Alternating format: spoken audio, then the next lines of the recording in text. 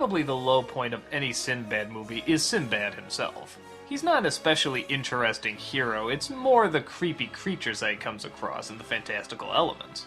So when I saw Sinbad Legend of the Seven Seas, I was definitely keeping that in mind. And in many respects, this Sinbad is pretty much the same. He's good looking, a swashbuckler, has sort of a Brad Pitt personality, which figures because he's played by Brad Pitt.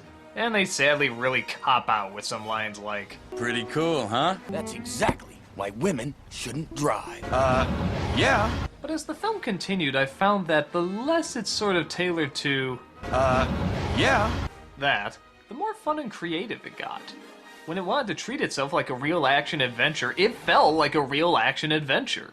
Maybe even up there with some of the original film series. The story? Simbad is a thief who comes across an old friend who's a prince. He has this magic book that, I'll be very honest, I have no idea what it does. It's just sort of an important book that must be kept safe in order for all the kingdoms to survive. But Ares, the goddess of fucking things up, decides she wants to do exactly that, and steals the book for herself. Everyone thinks Simbad did it, but his best friend the prince thinks he didn't. So he offers up his life in exchange for Simbad to go and get the book back. If he doesn't, then the prince is dead. Along the way, he's joined by a stowaway, played by Catherine Zeta-Jones, who's going to marry the prince, which of course makes her the stereotypical prince ambassador. Oh, so she actually has a title of responsibility and does shit. Okay, I'm cool with that. She of course has to prove to Simbad that she can handle herself and maybe even Sinbad. The film definitely sort of moves like a Sinbad adventure in that it's just sort of an action-packed road trip. They sail the seven seas, come across a bunch of weird creatures, and fight them off in order to get to their goal. And as far as those action scenes go, they're not bad. They're actually a lot of fun to watch and very creative. The characters at times succumb to sort of the typical cliches, like the couple yelling at each other when, of course, you know they're gonna get together. Those horrible modern-day catchphrases, which, like I said, aren't often, but when they do, they stick out like a sore thumb.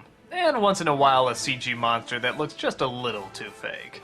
But let's get down to what the best element of the movie is, the villain. Oh, not that Eris is a particularly complex character or really even that interesting. But by God, look at the animation on her! The way she moves, the way she teleports, the way she shifts shapes. I don't know who the animation team was that worked on her, but give them all friggin' Oscars. This stuff looks wonderful. She moves as if she can be anything or anywhere.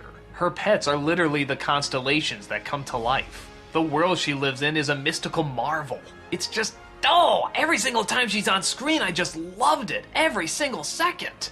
Like, look at this here. She's supposed to turn into Sinbad and steal the book. Now, obviously, you could have her just shapeshift or walk behind a wall and she comes out as Sinbad or something, but look at this. She makes a puppet version of Sinbad and then slips into his skin.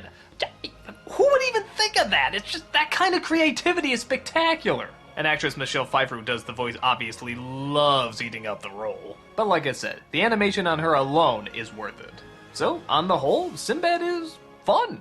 It does leave room for some character development. It goes at a pretty enjoyable pace and knows when to show monsters and when to let people just be people. I'd say there isn't really that epic quality that a lot of the other Sinbad movies had, but there's definitely more personality to it, and I think that makes up for it. It's a swashbuckling tale with a lot of creativity and some great animation, and no black comedians looking for Turboman dolls. That's enough for me to say, take a look.